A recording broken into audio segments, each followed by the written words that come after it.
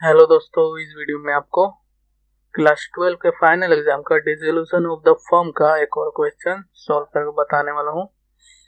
तो यहाँ पर हमारा क्वेश्चन दिया गया है, A and B are partners in a firm sharing profits in the ratio of 3:2 in spite of repeated reminders by the authorities they kept dumping hazardous material into a nearby layer. यानी government authority के मना करने के बाद भी वो जहरीले material को रिवर में डंप कर रहे थे। इसके बाद the court ordered for the dissolution of their partnership firm on 31 March 2010। तो कोर्ट ने ऑर्डर दे दिया है डिसॉल्व करना है पार्टनरशिप फर्म को 31 मार्च 2010 को। तो A was deputed to realise the assets and to pay the liabilities. तो ए को रिस्पॉन्सिबिलिटी दिया गया है एसेट्स को रियलाइज करने का और लायबिलिटी को पे करने का। तो he was paid ₹1000 commission for his service, और उसको 1000 रुपये कमीशन मिलेगा ये सब करने के लिए। तो the financial position of the firm on 31 March 2010 was as follows. यहाँ पे बैलेंस शीट दिया गया है। तो डिसोल्यूशन ऑफ फर्म का जब भी क्वेश्चन बनाएंगे तो हम लोग बैलेंस शीट से स्टार्ट कर देंगे एंट्री करना रियलाइजेशन अकाउंट में। यहाँ पर हमको पार्टनर्स कैपिटल अकाउंट का कोई एंट्री नहीं करना रियलाइजेशन में, और कैश और प्रॉफिट एंड लॉस अकाउंट अगर रहेगा तो इसका भी एंट्री रियलाइजेशन में नहीं होगा। बाकी सारा हम लोग पुट कर देंगे। तो एसेट जब भी खत्म किया जाएगा तो उसको क्रेडिट किया जाएगा। तो टू क्या एसेट्स में गुडविल है पहले 4000, टू गुडविल अकाउंट, गुडविल है 4000 रुपए का। फिर उसके बाद है बिल्डिंग है 1,20,000, टू बिल्डिंग अकाउंट 1,20,000 का बिल्डिंग। फिर उसके बाद है इन्वेस्टमेंट है 30,600, टू इन्वेस्टमेंट अकाउंट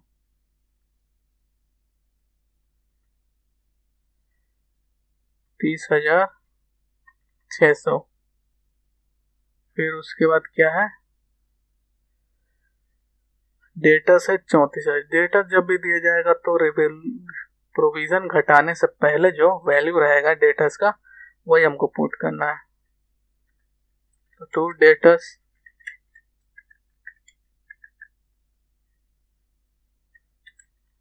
अकाउंट कितना वैल्यू है डेटस का 34,000।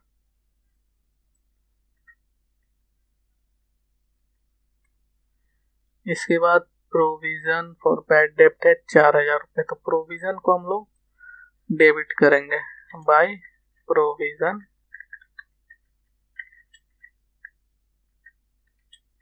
फॉर बैड डेप्ट अकाउंट। 4,000 रुपये से डेबिट कर देंगे प्रोविजन फॉर बैड डेप्ट को और रियलाइजेशन अकाउंट को क्रिएट करेंगे। इसके बाद बिल्स रिसीवेबल है 37,400। तो to bills receivable 37,400।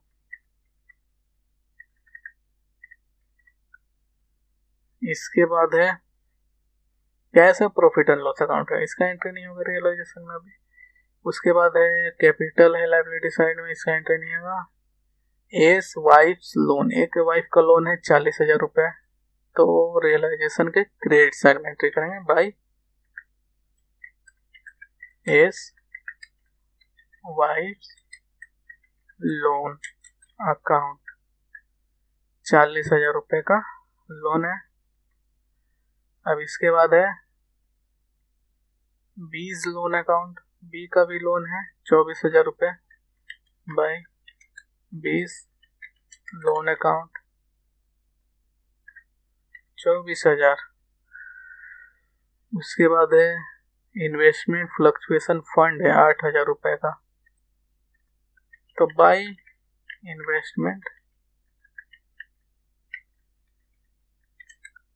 Fluctuation investment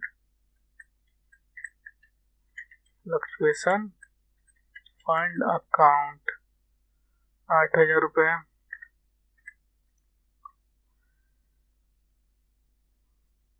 फिर उसके बाद है क्रेडिटर्स 80,000 रुपये का। तो बाई क्रेडिटर्स 80,000 रुपये। अब हम लोगों ने बैलेंस शीट का एंट्री करना है, वो हम लोगों ने कर लिया। अब हम लोगों को डिटेल्स में देखना है, एक एक करके सारा एंट्रीज करेंगे। तो ए अग्री टू पे ऑफ हिज वाइफ्स लोन, ए ने अग्री किया वाइफ का लोन पे करने के लिए। तो लोन का कितना अमाउंट है? 40,000 रुपये।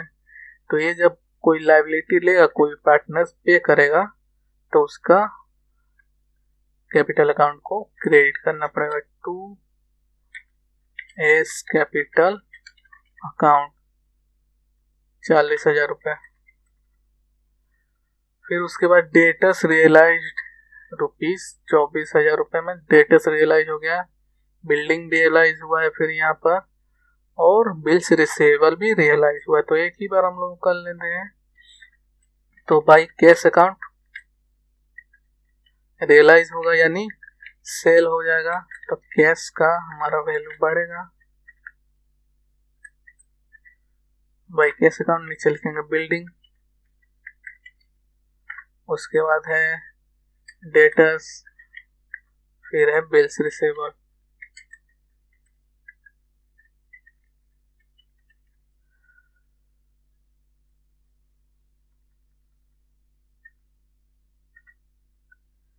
तो बिल्डिंग कितना में रियलाइज होगा? 1,52,000 रुपये बिल्डिंग रियलाइज होगा।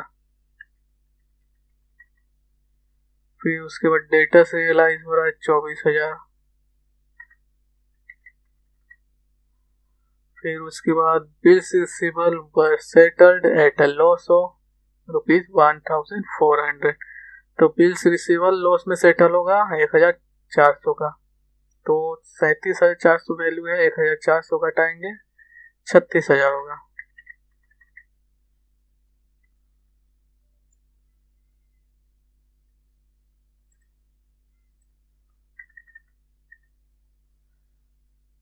ऐड करना है 1,52,000 प्लस 24,000 प्लस 36,000 2,12,000।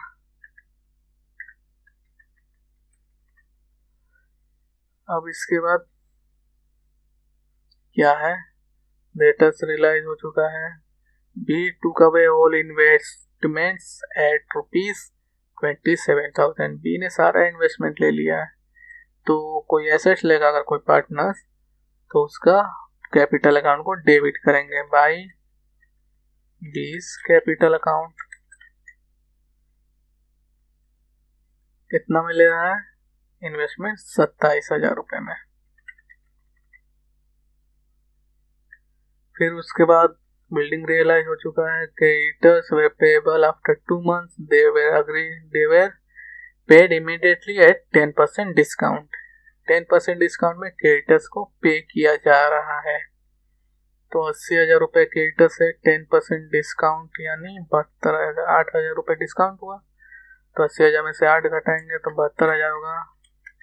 कैश अकाउंट 72,000 रुपये। फिर उसके बाद बिल्स रिसीवेबल का एंट्री हम लोगों ने कर लिया है। Realisation expenses amounted to ₹2,500। तो रियलाइजेशन टू कैश अकाउंट ही होगा 2,500। अब इसके बाद यहाँ पे 1,000 रुपये जो कमीशन दिया जा रहा है A को, A was deputed to realize the assets and to pay the liabilities. He was paid ₹1,000 commission for his service। तो कमीशन दिया जाएगा तो उसे कैपिटल अकाउंट को डेबिट कर देंगे क्रेडिट कर देंगे बाय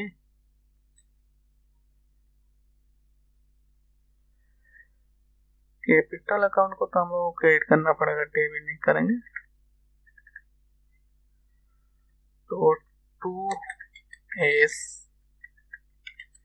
कैपिटल अकाउंट 1000 रुपये। अब इसके बाद क्या करना है देख लेते हैं हम लोगों ने।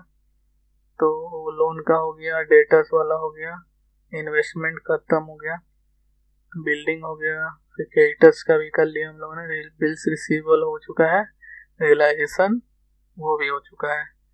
तो अब हमको क्रेडिट साइड का पहले ऐड करना है। तो 40,000, 4,000 plus 40,000 plus 24,000 plus 8,000 plus 80,000 plus 2,12,000 plus 27,000, 3,95,000, 3,95,000। Exam में क्या करना है, दोनों साइड का अलग अलग हम लोगों को ऐड करके देख लेना है कौन सा साइड ज्यादा हो रहा है। जो साइड ज्यादा होगा वही लिखेंगे हम लोग, ऐसे नहीं लिखी क्रेडिट साइड में जो अमाउंट है वही लिख देना है। दोनों साइड का पहले रफ में हम लोगों को चेक करके देख लेना है कौन सा साइड का ज्यादा है, उसके बाद लिखना है। यहाँ पे क्रेडिट साइड का ज्यादा हमको मालूम है इसलिए लिख दिया मैंने। तो अब हमको करना है टू प्रॉफिट ट्रांसफर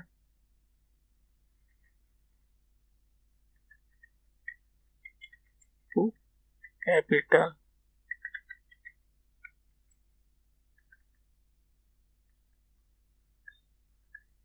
या इसका सिंपल सा एंट्री होगा टू एस कैपिटल अकाउंट, फिर to B's capital account. Profit निकाल लेते हैं पहले। 3,95,000 उसमें से घटाएंगे 4,000 माइनस 1,20,000, फिर माइनस 30,600, फिर माइनस 34,000, फिर माइनस 37,400, फिर 40,000, फिर 27,000, फिर 2,500, फिर 1,000।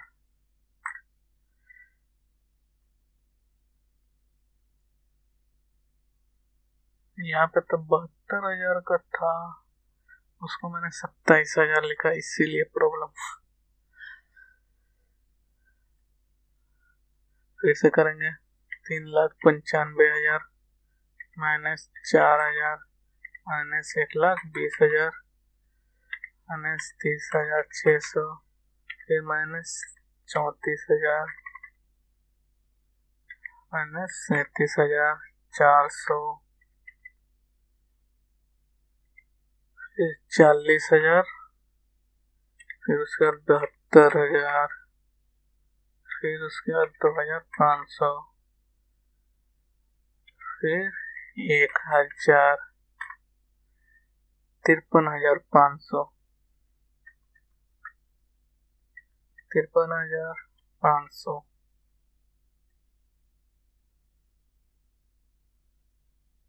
तो यहाँ पर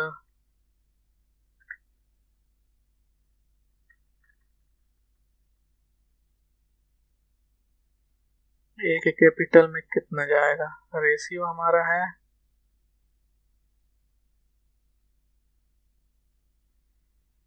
3:2 का।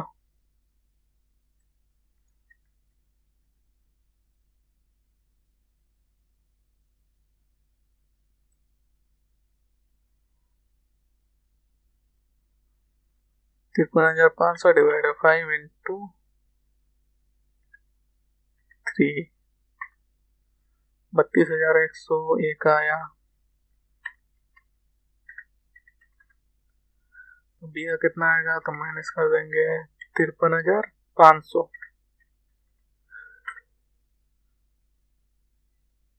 21,400, 21,400 आ गया बी का।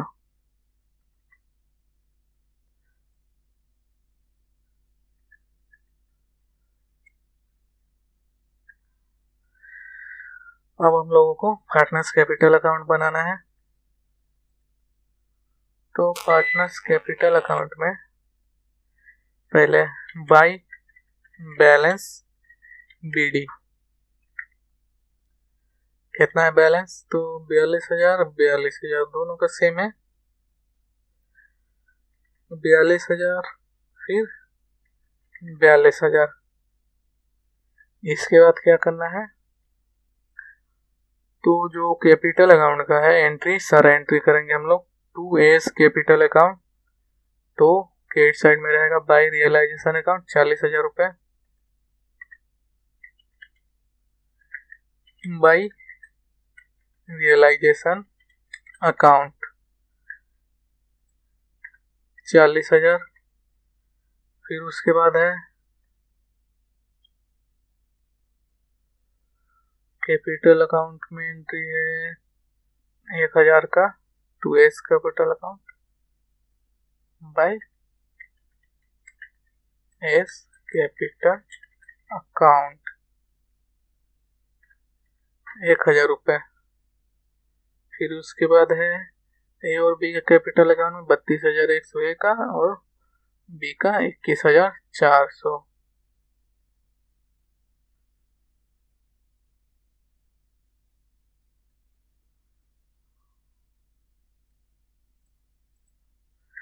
फिर बाय रियलाइजेशन अकाउंट 32,100 और बी का होगा 21,400।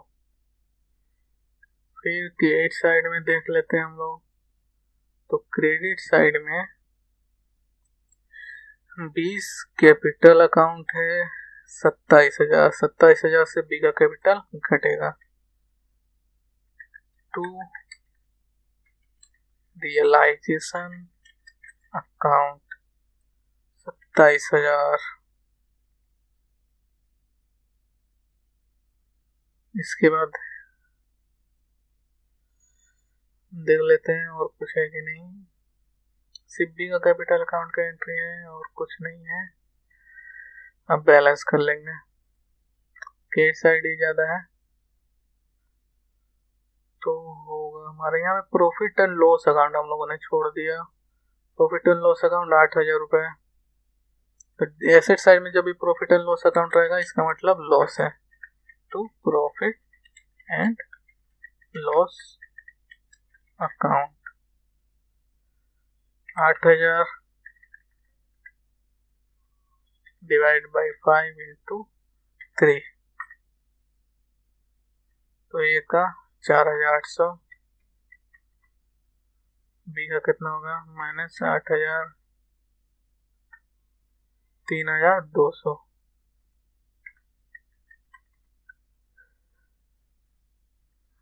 अब हम लोगों को बैलेंस कर लेना है, 42,000 प्लस 21,400, 63,400।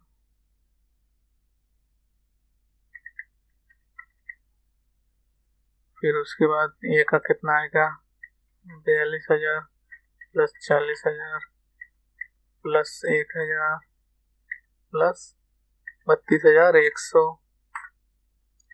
1,15,100। तो 1,15,100 फिर 63,400। अब क्या करेंगे हम लोग, जो बैलेंस आएगा वो कैश अकाउंट में ट्रांसफर हो जाएगा टू कैश अकाउंट। तो 1,15,100 माइनस 4,800, 1,10,300, 1,10,300। फिर बी का कितना आएगा, तो 63,400 घटाएंगे 27,000, फिर घटाएंगे 3,200, 33,200। इसके बाद हम लोगों को कैश अकाउंट में एंट्री करना है 31/3/2010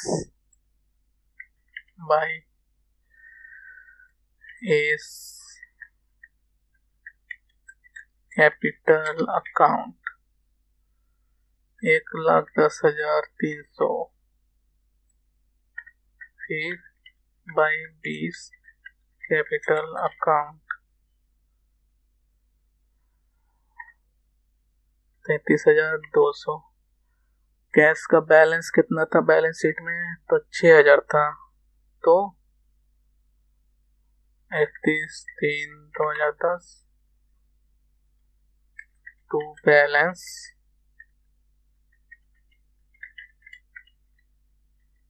BD कितना बैलेंस था, 6,000 रुपये।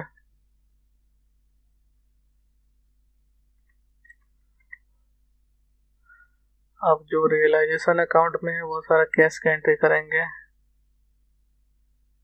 बाई कैश अकाउंट 2,12,000 तो टू रियलाइजेशन अकाउंट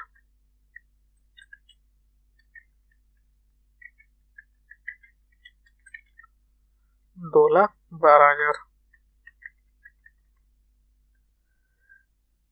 इसके बाद कैश क्रेडिट हुआ है 72,000 और 2,500 से टू बाई रियलाइजेशन अकाउंट 72,000 फिर से बाई रियलाइजेशन अकाउंट 2,500। अब ऐड करेंगे तो 2,18,000 डेबिट साइड का टोटल है। क्रेडिट साइड का टोटल भी सेम होना चाहिए। 1,10,300 प्लस 33,200 प्लस 72,000 प्लस 2,500 तो 2,18,000 यानी हमारा सही सोल्व हुआ है 2,18,000। तो इसी तरह बनाएंगे हम लोग, जो जो इन्फॉर्मेशन दिया रहेगा उसी हिसाब से हमको करना है काम। यहाँ पे जैसे दिया गया है बी का लोन भी है, तो अगर नहीं बोला गया एडजस्ट करना नहीं करना है, इसी तरह बनाना है। Thank you.